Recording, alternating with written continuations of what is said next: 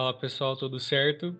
Na aula de hoje, nós vamos conhecer um pouquinho mais sobre o processo de compactação no campo, as etapas necessárias para esse processo, né? Como que a gente realiza essa compactação, quais parâmetros a gente precisa controlar, se nós sabemos ou não se a camada está apta a ser aceita, por exemplo. Bom, o processo de compactação, a gente já viu ali no laboratório, né, como que funciona, quais são as teorias por trás. Então, para a gente poder avançar nessa aula, é importante você já ter visto essa parte, né, para entender como que aquela compactação que a gente estudou lá no laboratório se aplica agora no campo. Bom, o tripé da nossa análise de solo sempre é resistência, permeabilidade e deformação, né? A gente sempre precisa balizar todos esses parâmetros quando a gente pensa num projeto, né, de mecânica do solo, de geotecnia. E a terraplanagem é uma operação comum a vários empreendimentos, a várias obras, né, desde a engenharia civil, obras ambientais, obras de mineração, obras sanitárias, né? A gente sempre tem essa etapa de terraplanagem no nosso empreendimento, né? Em diferentes tipos de operações, de obras que a gente vai realizar. Desde, por exemplo, das fundações, abertura de estradas, compactação ali do terreno para construção, quando a gente pensa de barragens, aterros sanitários, né? Qualquer tipo de aterro controlado, a gente sempre tem essa etapa de compactação, terraplanagem. Bom, e o que é a terraplanagem em si? É toda a operação que a gente faz de movimentação no terreno para que a gente deixe aquele terreno, né, com as cotas de projeto, seja através de operações de corte ou operações de aterro, ou as duas, né? Bom, o que é corte e aterro? Quando aqui nessa imagem, né, que a gente tem essa linha, esse perfil escurecido aqui, essa linha mais grossa. Essa é a cota final de um corte. Quando a gente olha ali no terreno, né, a gente faz um corte ali na seção, a gente está vendo ali alguns taludes. Taludes são essas inclinações que a gente constrói no terreno, né, quando a gente vê um corte ali no na nossa planta, né? Bom, o terreno natural ele está em linha mais fina, então ele é um terreno que ele está acidentado, como vocês podem perceber. O que acontece nesse caso? Bom, quando a linha, né, do nosso terreno ela está passando pelo terreno natural, quando a gente precisa remover o material do terreno natural, a gente diz que é uma operação de corte. Ao passo que quando a linha do nosso terreno, né, ela passa por uma seção aqui que a gente precisa preencher com material, a gente diz que é uma seção de aterro. Bom, a terraplanagem então envolve essas operações de corte e operações de aterro. Na aula hoje a gente vai entender mais sobre a própria operação de aterro, né, aquela que é bem presente e que envolve o processo de compactação do solo.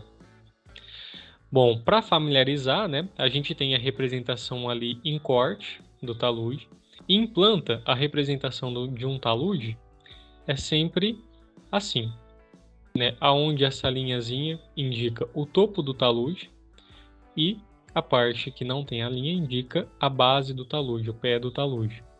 Né? Em perspectiva, a gente tem essas representações, em plantas são várias representações assim, para a gente sempre saber onde está o topo e onde está o pé. Bom, lá no laboratório, a gente já entendeu que essa etapa, né, de se coletar a amostra e levar para fazer o ensaio de compactação, ela é essencial porque, através das análises do laboratório, nós determinamos a curva de compactação, né, a gente determina a curva de compactação, que vai fornecer várias informações, dentre elas os parâmetros ótimos para a compactação, então eu vou saber aquilo que eu espero chegar. Eu também vou saber, a partir também do projeto e da interpretação do laboratório, qual que é o grau de compactação que nós precisamos ter no campo, né? Isso aqui é um parâmetro de projeto. Assim como a gente especifica, né, para outros tipos de obras, parâmetros mecânicos, como o FCK lá no concreto, aqui a gente precisa especificar qual que é o grau de compactação que a nossa camada precisa atingir, né? Porque esse grau de compactação vai estar relacionado com a densidade, né, a massa específica parente seca máxima que a gente obteve lá do laboratório. E isso é um parâmetro que o projetista já utilizou lá nos seus cálculos, né? Então a gente tem que garantir que o campo atinja determinado valor lá nas suas camadas para garantir que aquela obra esteja né, coerente, condizente com aquilo que foi pedido no projeto. Bom, e além disso, a interpretação de laboratório também nos fornece, né, qual a melhor escolha de equipamentos para a gente ter a melhor eficiência, né, maior otimização e, consequentemente, melhor desempenho e produtividade ali no campo, porque cada tipo de solo demanda equipamentos diferentes, como nós vamos ver. Bom, agora em campo, que é o foco da nossa aula hoje, nós vamos entender como que se dá o processo de compactação, que basicamente é resumido aqui nesse infográfico, né? Essas informações aqui desse gráfico, que envolve o lançamento da camada, homogeneização e compactação, o controle da camada e escarificação da camada e, consequentemente, lançamento, homogeneização e compactação, controle, escarificação. A gente vai indo nesses ciclos lá no campo. Vamos então conhecer um pouquinho mais deles? Bom, nas primeiras etapas nós temos o lançamento. Então o material, ele é lançado ali no terreno na proximidade e através de alguns equipamentos nós transportamos esse material descarregado para a região que nós vamos compactar. Esse material então é espalhado, né? A gente tem o espalhamento desse material por toda aquela região. Bom, nesse material também é removido, né, torrões grandes, blocos, conglomerados, né, tudo aquilo que pode atrapalhar o processo de compactação. Além disso, nessa etapa a gente corrige a umidade, porque lá do laboratório nós tivemos a informação qual que é o teor de umidade ótimo. Então nós esperamos que no campo o solo que vai ser entregado ele tenha uma porcentagem de teor de umidade, né, parecido com o de laboratório. Claro que pode ter alguns desvios ali, não tem problema, mas se a gente deixa o mais próximo do teor de umidade ótimo, nós temos a maior otimização do processo de compactação. Por quê? Vão ser necessários menos passada de rolo, menos energia, para chegar na minha densidade, na minha massa específica aparente seca, como nós já vimos. Por quê? Se esse teor de umidade está muito grande ou muito pequeno, pela curva de compactação que nós já estudamos, né, um teor de umidade muito grande ele vai possibilitar, né, uma densidade, uma massa específica aparente seca, menor, assim como uma umidade muito pequena, do que aquela que nós queremos no projeto.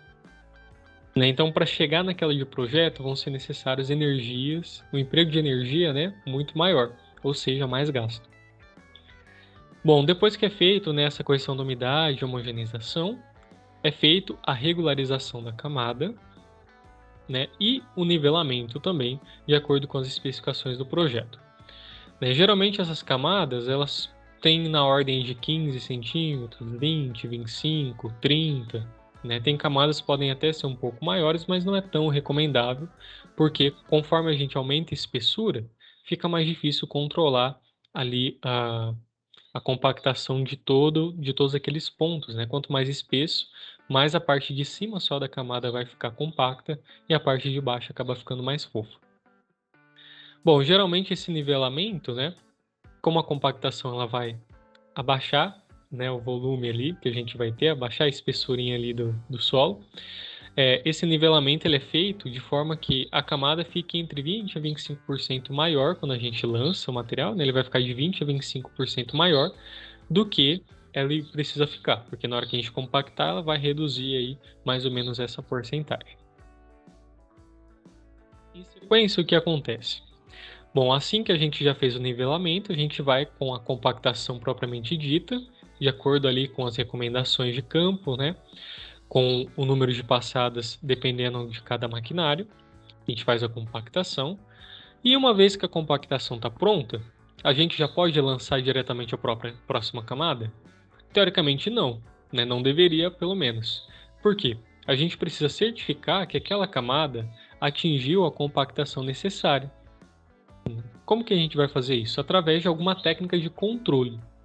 Então, as técnicas de controle de compactação, elas visam verificar qual que é a massa específica aparente seca do campo. E isso é feito para que a gente compare com o laboratório. O laboratório, o projeto, na verdade, pediu uma determinada massa específica aparente seca.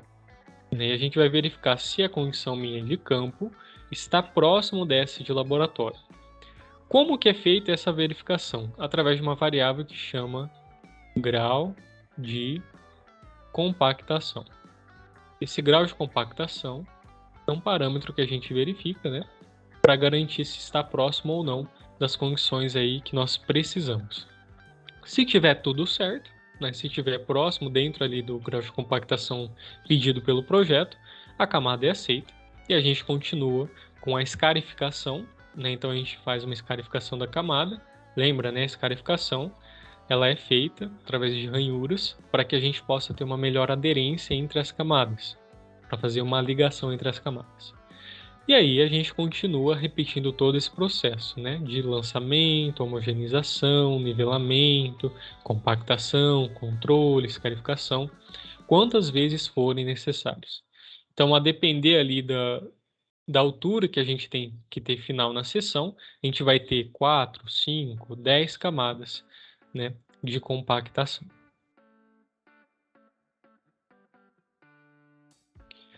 Bom, nesse slide, então, a gente vai entender um pouquinho, né, como que a espessura da camada ela pode influenciar nos próprios parâmetros ali de projeto. Como eu comentei, quanto mais espessa a camada, para o mesmo teor de umidade, mais passadas a gente precisa dar para atingir o nosso parâmetro de massa específica aparente seca. Então, quanto mais a gente aumenta a espessura, mais energia a gente tem que demandar. Então, por isso que, em geral, as camadas elas ficam de 15 a 35 centímetros usualmente, né? Justamente para que a gente não precise empregar tanta energia. Em geral, né, a maioria ainda desse grupo fica entre 20 a 30 centímetros.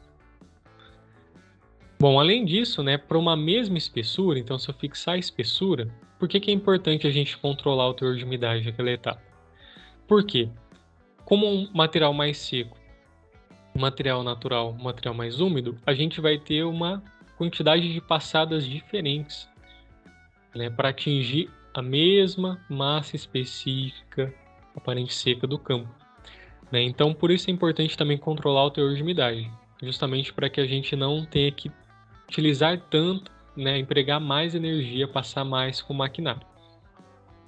Bom, a espessura da camada ela também vai influenciar, né? Ela não é exatamente uniforme. Quanto maior for essa camada, maior a chance, né, da gente ter uma distribuição de compactação desuniforme ali durante aquela seçãozinha da camada. Então, não são todos os pontos que vão atingir necessariamente ali o grau de compactação. Por isso a gente deixa camadas menos espessas, justamente para garantir que a camada como um todo tenha um desempenho satisfatório, né? E evitar que isso aqui aconteça, que porções ali da camada, das interfaces, não atinjam essa compactação. Bom, e aí a gente pode se perguntar, mas professor, se a gente, né, já imagina que em condições secas o solo é mais resistente porque ele tem mais atrito, como a gente já comentou. Condições saturadas são os piores cenários, onde o solo perde mais a sua resistência, fica mais deformável, né? E a gente compacta o solo numa condição intermediária, que não está nem seco nem saturado, né? Que é na condição ótima. Por que a gente compacta na condição ótima e não compacta na condição mais seca, né? Já que na condição mais seca ele é mais resistente.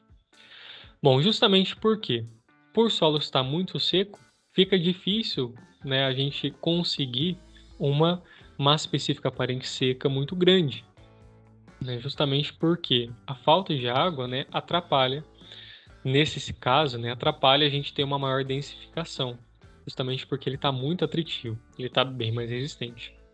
Mas o que acontece, né? Ele realmente tem uma resistência muito maior quando a gente pensa na resistência do solo, do que no estado que a gente compactou. Só que essa resistência, ela é uma resistência que nos engana um pouco, né? Uma resistência, posso dizer, entre aspas, aparente. Por que aparente?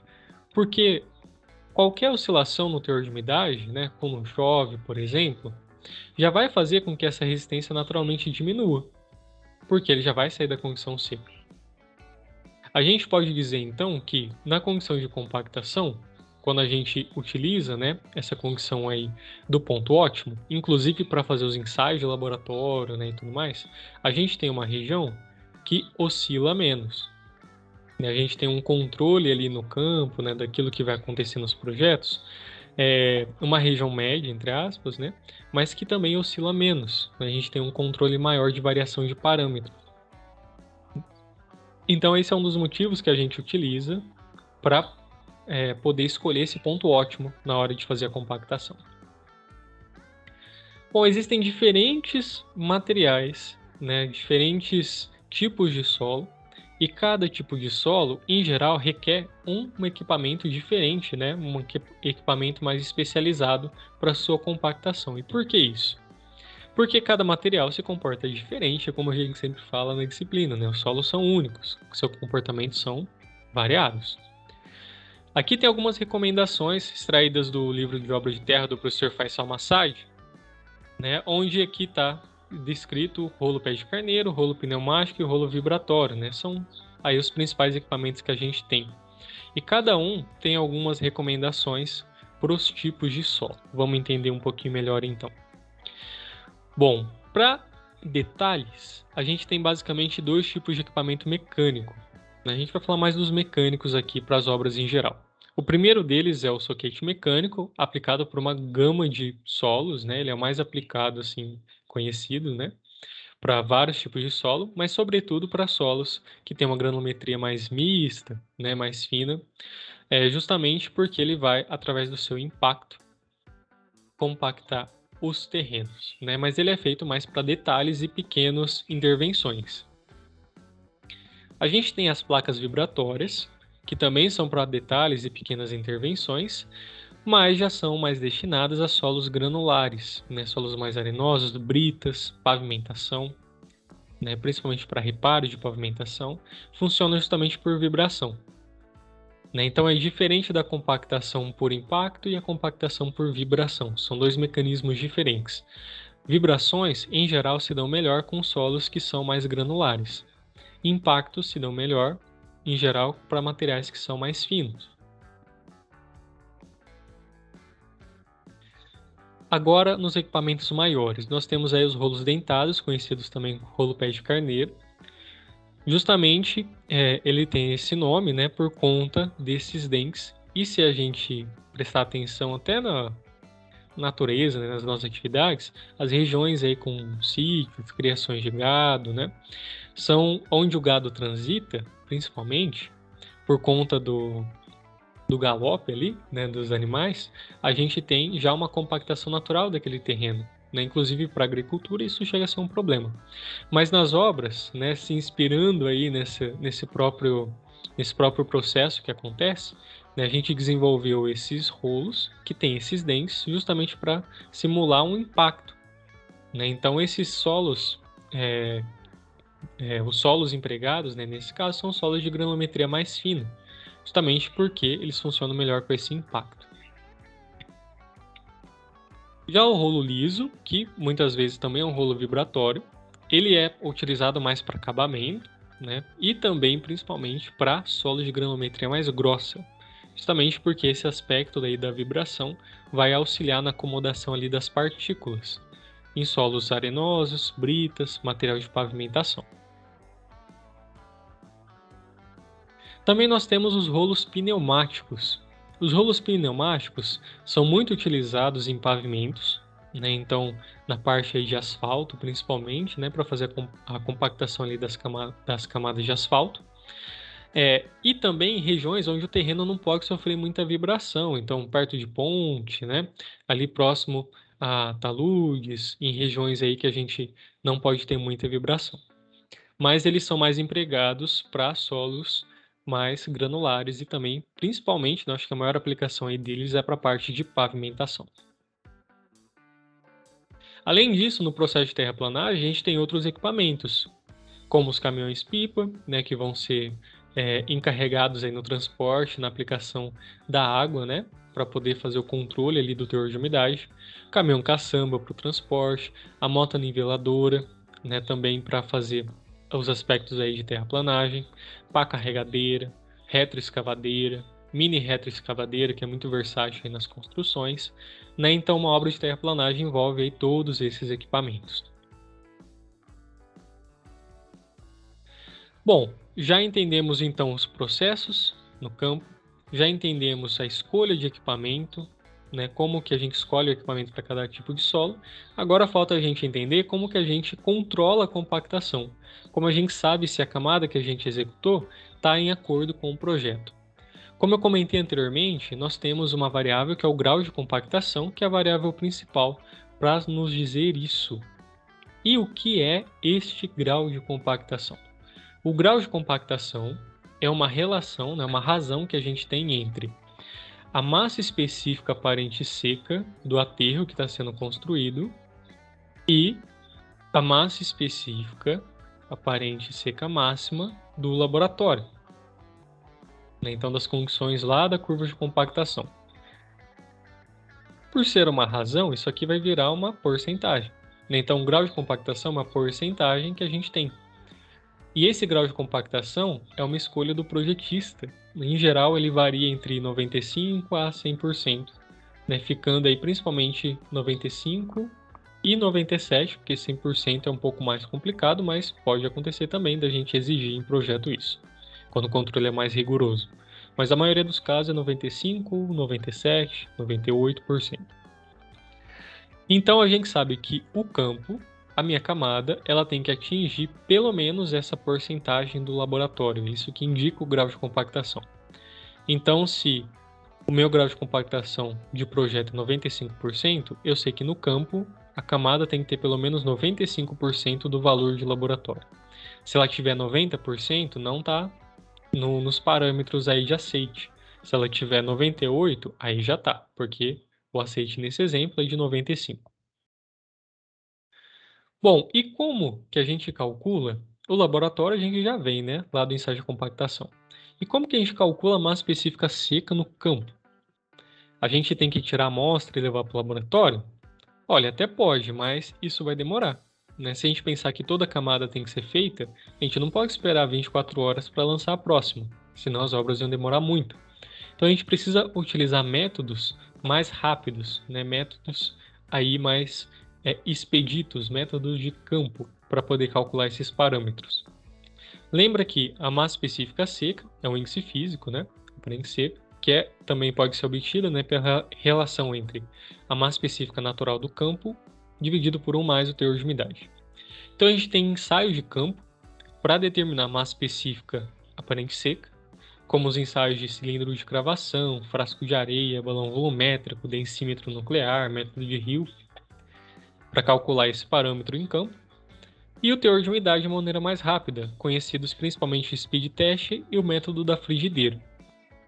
Aqui eu vou falar sobre alguns deles só, né, mas existem uma gama aí grande de outros métodos para calcular esses parâmetros. Então, basicamente, qual que é a ideia?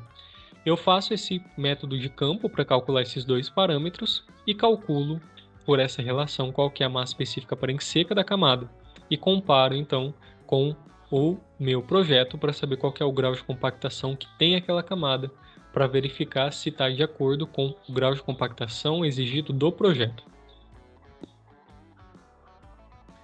Bom, começando pelos métodos de teor de umidade, né, que eu vou dar 2 exemplos desses métodos. Na verdade, 3, né? O método para o teor de umidade pode ser um método do álcool, onde uma pequena amostra de solo é coletado, né? Pesa a cápsula com solo úmido, coloca ali álcool, aplica fogo para que se evapore, né? Tanto o combustível quanto a água, e depois mede o resultante ali, que a princípio o teor de umidade final ele vai ser praticamente seco, né? Da amostra. Então vai ter uma variaçãozinha mais pequena. Para o campo isso não interfere tanto nessa pequena variaçãozinha ali. Por isso que esses métodos mais rápidos eles não são tão precisos, mas a gente não tem também tanta necessidade, né, de uma precisão, de uma acurácia tão grande assim, na verdade, né? E justamente porque a gente precisa da ordem de grandeza para saber se está de acordo ou não. Tanto é que esses métodos eles são muito empregados porque eles dão excelentes resultados. O método da frigideira é outro, né, que a gente precisa de uma balança e de um fogaréu. né? Então é medido ali uma porção de solo antes e depois dele passar pelo aquecimento. Então a gente também consegue calcular o teor de umidade assim. Outro método expedito para calcular é o método SPEED, o SPEED test, que basicamente consiste num cilindro que a gente tem aqui, né, num recipiente. Esse recipiente ele é controlado, né, ele é vedado com um manômetro. Aqui dentro vai uma porção de solo que a gente quer calcular, vai algumas ampolas, né, de carbonato de cálcio, geralmente, né, que a gente tem, de carbureto de cálcio, perdão. E aí algumas pedrinhas para poder quebrar essa ampola. O que acontece? Quando a gente veda isso e quebra essa ampola, né, essa substância química reage com a água, né, vai produzir gás, e esse gás vai ser verificado através de uma pressão. Qual que é a pressão que esse gás está exercendo aqui dentro? Quanto mais água, maior a pressão. E a gente consegue relacionar através de alguns gráficos, né, de calibração, a partir desses valores de pressão, qual que é o valor de teor de umidade correspondente. Então são métodos aí bem empregados. Já agora, para calcular a nossa massa específica natural, né, como que está a massa específica do terreno, a gente pode aplicar, dentre outros métodos, o cilindro de cravação, que basicamente é um cilindro que é cravado no terreno, né, então a gente crava ali para poder medir a massa e o volume desse material que vai estar preenchido, né. Então depois que a gente crava esse cilindro, a gente precisa escavar em volta, justamente para poder depois extrair essa amostra. O cilindro tem volume conhecido, ele vai estar com uma massa úmida ali, que a gente pode pesar, e a gente consegue calcular rapidamente, né, qual que é a massa específica natural do terreno.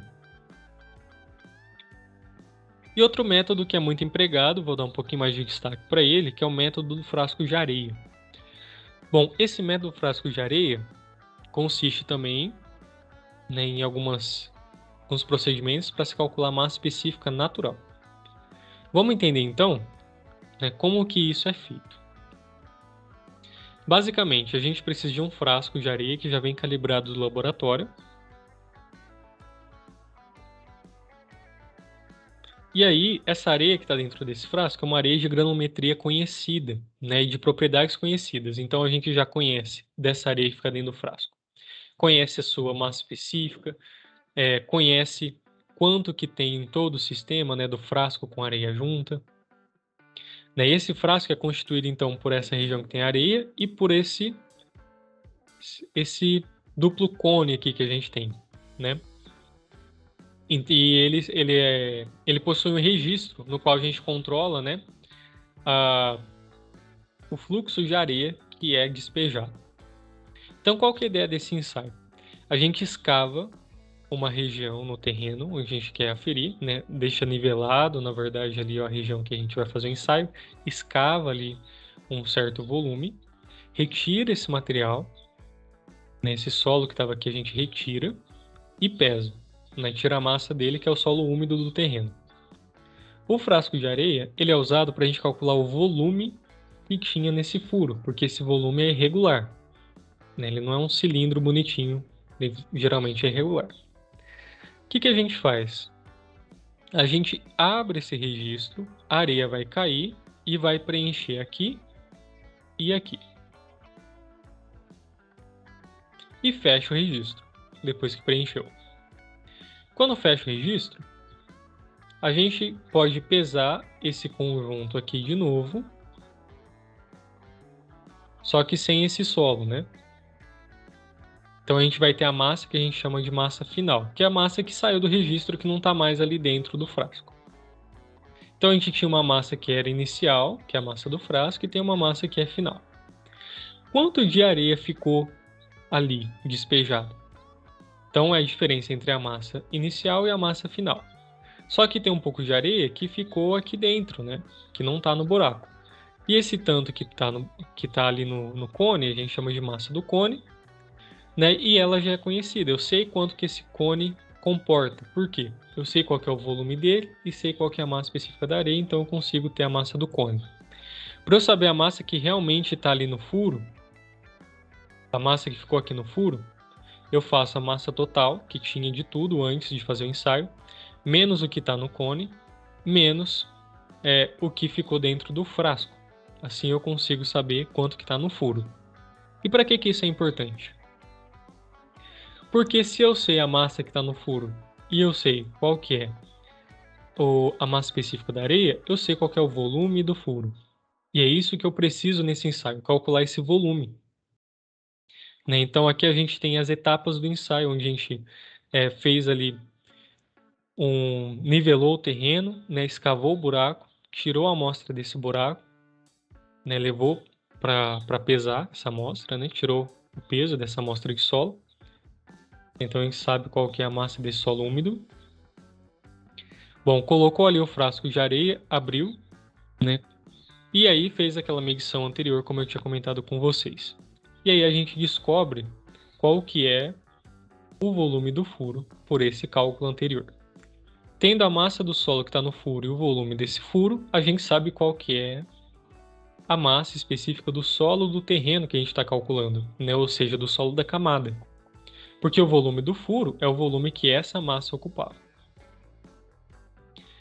Bom, então o método frasco de areia é usado para a gente calcular a massa específica no campo do solo, da camada natural. Tendo essa informação e a informação do teor de umidade, que pode vir, por exemplo, do speed test, a gente consegue calcular qual que é a massa específica aparente seca da camada. Então a gente tem ali a da camada. Tendo do laboratório, a gente consegue ver qual que é o grau de compactação da camada. E a gente compara com o projeto. Se esse grau de compactação está maior que o do projeto, a gente aceita a camada. Se o grau de compactação está menor que o projeto, quer dizer que ela não atingiu. Então a gente precisa recusar e compactar novamente, ou então informar o projetista, né? E basicamente, então, é assim que a gente pode controlar, né, compactação em campo. São alguns exemplos, né? Existem outros métodos, como eu comentei, mas basicamente, então, nessa aula a gente entendeu, né, como que a gente executa a compactação no campo. A gente precisa, principalmente, né, das informações de laboratório para poder escolher o material, para saber quais são os parâmetros do campo e para saber qual que é o parâmetro de projeto do grau de compactação. Feito ali todo o processo de compactação, que envolve lançar a camada, homogeneizar, né, corrigir o teor de umidade, homogeneizar esse solo, compactar, fazer o controle, escarificar e repetir esse processo. A gente viu que esse controle aí, ele é feito com base em ensaios de campo, dentre eles alguns principais, né? A gente tem o speed test e o frasco de areia, por exemplo, né? E tudo isso é feito para garantir que todas as camadas atinjam aquilo que foi pedido em projeto. Bom, pessoal, nessa aula então, a gente vai encerrar por aqui. Até o nosso próximo encontro. Bons estudos!